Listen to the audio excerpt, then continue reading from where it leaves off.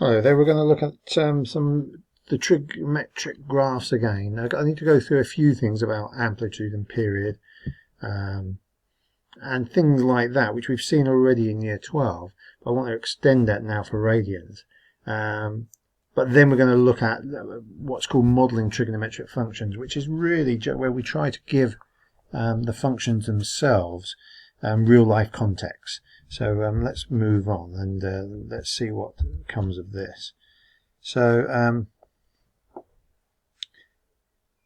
get a pen ready, shall I? Let's look at the sine graph. Let's remind ourselves of the sine graphs. This is the graphs we've seen before. Now, one thing that may not be apparent, this says 3.14.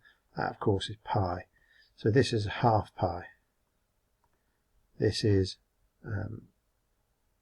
what we would call 3 pi by 2. And this is 2 pi. So even though it doesn't say it on the graph, it does now, and that is the shape. And you should recall really that this graph actually carries on going like this, and when it gets over here it carries on going like that. So it doesn't stop, it just keeps on going. And you've got the equivalent of the cosine graph with the same half pi, pi, 3 pi by 2 and 2 pi. So that hasn't changed, but again you should recall that this kind of does that, and when it gets over here it kind of does that, and these graphs are infinitely long. The tangent graph is a bit less dynamic, but you get the idea. This now is 90 degrees on the old one, so now it's a half pi. By the time it gets to here, this is pi, this is 3 pi by 2, and this is 2 pi. And again, this, as we saw on the last PowerPoint, this carries on that way, and this carries on this way. These carry on forever. So there are certain things that we are meant to know about each graph in terms of their amplitude and their period. And for instance, the amplitude, we've defined that in the past to be from the center point to the top. That's probably the best way of describing it. Or you might get from the top to the bottom and half that distance. You don't want all that distance, it's only halfway. The period is from one point to an equivalent point. So it might be, for instance, we know this graph carries on doing that. Sometimes the best way of doing it is to find a peak and find the equivalent peak and work out, oh, that was terrible, work out the distance from each peak. Okay, that's what you're trying to do. That's what we call the period. Sine, cos and tan, you may recall the amplitude of sine and cos are both up to 1. Down to -1. So the sine and cos have the same amplitude. The tan doesn't make sense because as we just saw, the tan kind of does that kind of thing. It goes on forever, so it hasn't got an amplitude. The period is the amount of time it takes, so it's 360 degrees, or now 2 pi, and this repeats itself over 180 degrees, so just pi. So an example of this then is what happens if you transform a graph. We've got y equals sine x, which is goes from 0 to 2 pi, and it's got an amplitude of 1 minus 1, or rather a maximum and minimum 1 and -1. Now notice here, if I transform it by times that by 2, y equals 2 sine x, this is equivalent to a stretch of scale factor 2 parallel to the y-axis, and therefore it gets an amplitude of 2. The period doesn't change because that's left and right, so that's still 2 pi. And again, it's understanding what the stretch or the transformation does. This is an odd function. Now you may recall that an odd function is one where it kind of has the same bit down here as it's got up here, and we write that as saying the function with minus theta in is the same as the function with theta in. Another way of thinking of it is it's a rotation of about 180 degrees about the origin. Here's another example. This is sine half x. Now sine half x, we would probably describe this as a stretch, but a scale factor of 2 parallel to the x-axis in the xy direction. Whenever it's in the at direction, in the brackets effectively, it does the opposite thing. That's why a half becomes 2. And notice what that does then. Whereas normally it completes a full cycle within 2 pi. Now it's going to take a lot longer, and you're not sure if you realise this. This is actually not finished. this carries on going, and it doesn't get back to where it started from for 4 pi, twice as far. That's the stretch. The amplitude, well, it was 1, and it's still 1, because we haven't done anything to the front of this. Amplitude is 1, period is 4 pi. The tan graph, now of course the tan 2x graph, we've got the tan x graph, this at 1 pi by 2 has an asymptote. So what we have this graph, they're looking very similar, but at pi by 2 we have an asymptote, and then it starts again. Now what has this done? Well, this is a stretch. This is a stretch left and right. It does the opposite thing to what you'd expect. So every half as big as a stretch by a scale factor of a half. So therefore, rather than being hitting at pi by 2 there, or an asymptote at pi by 2, I think it's pi by 4. And therefore its period, rather than its period being pi, is now pi by 2. And this is what you've got to gather from this.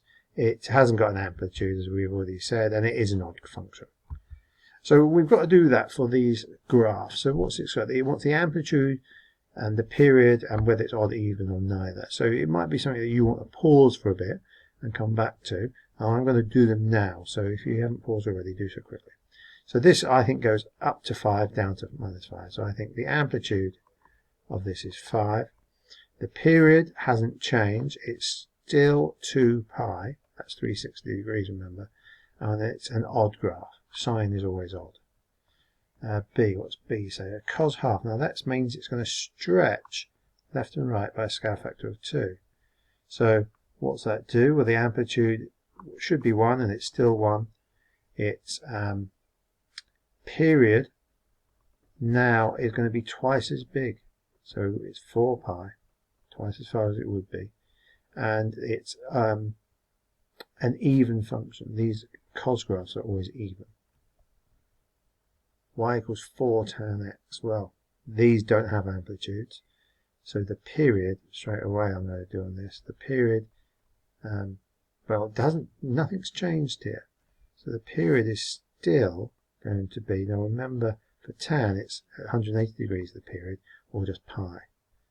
What's it do in terms of odd? Well, odd or even, it is an odd graph.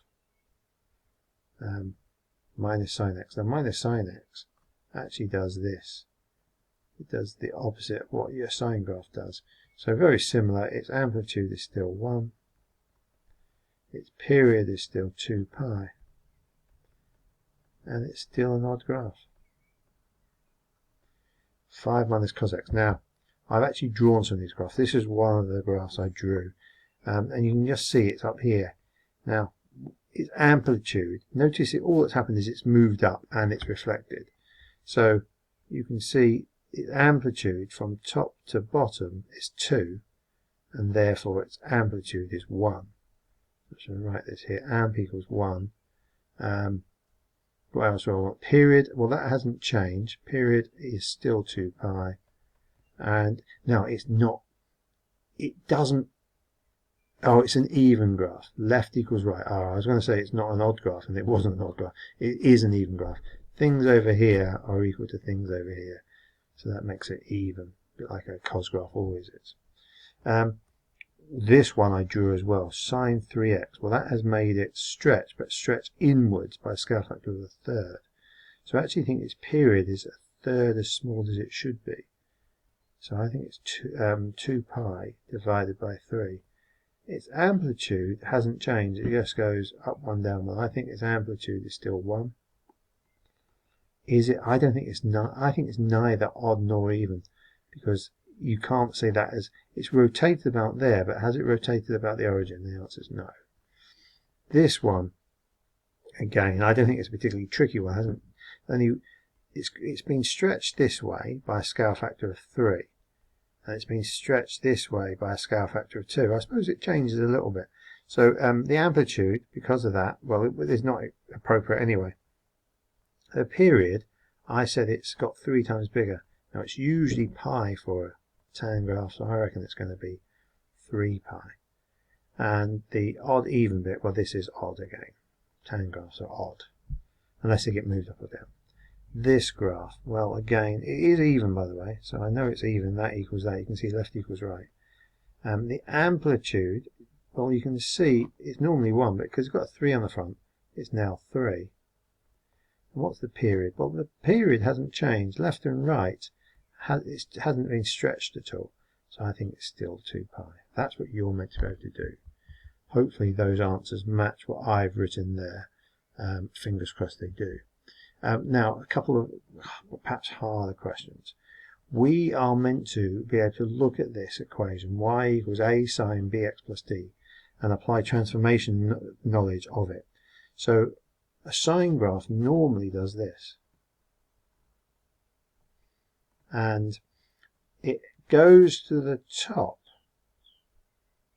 at pi by 2. And you'll notice this doesn't. This goes to the top at pi by 4. So by definition, it must have, pi by 4 is less, so it must have moved left. And if you do that, take away that, you realize it's pi by 2 left.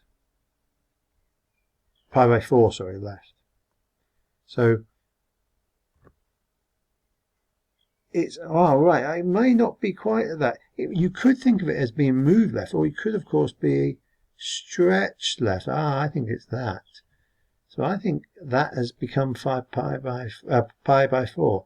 So that means it's divided by 2. And if it's divided by 2, it's half as big. I think that must make it a 2x there. Now, what's it do here? It goes up to 4 and down to minus 2. So that's got a difference of 6. Means halfway point is 3 up, 3 down. The amplitude is 3, so that I now know that is 3. And the only other thing I've got to do is, well, because it's 4 down 3, it's crossing basically at 1. So I think that's 1. So my answer to this, hopefully, is now right. A is 3, 2, and 1, yes. Oh, that should have said D equals, I don't know why it's not a C, but there you go. Next question. We've got the same kind of thing. We're meant to be water in a harbour. So the water starts off at 16 meters and it goes down to 10. And they're saying this is the equation for it over a 24-hour period. And you notice a cos graph. Of course, a cos graph usually does this. Goes up to 1, down to minus 1. So we can immediately see that this halfway point, the middle point, is 13. Which means it goes up 3, down 3. So I reckon already I know A is 3. And I also reckon, because that middle point should really be, say, that bit point there, I reckon that should be 13 there. Because it's moved up 13 and it should have been at 0. So that, ignoring the BT bit, that bit now is right. I know 2 of these things already. The only difference is normally it would last for 2 pi. But here it has lasted only 24. So it's been squashed by quite a big old chunk. Say that was 360 in degrees divided by 24. What's that, 15? It's 15 times smaller compared to 360 degrees. And so whatever we do, we've got to, if I was doing that, I'd do that divided by 24. I'd realise it was being squashed by 24. So I'm going to do 2 pi divided by 24. That will tell me what it is. Now the only slight thing I've got to, well, for a start, that cancels and you can write as pi by 12. The only thing we've got to be slightly wary of is that you always do the opposite thing. So if it's been what is effectively a squash of that, that means you times it by that. And so I think that's about bob on that, 13, 3 and this.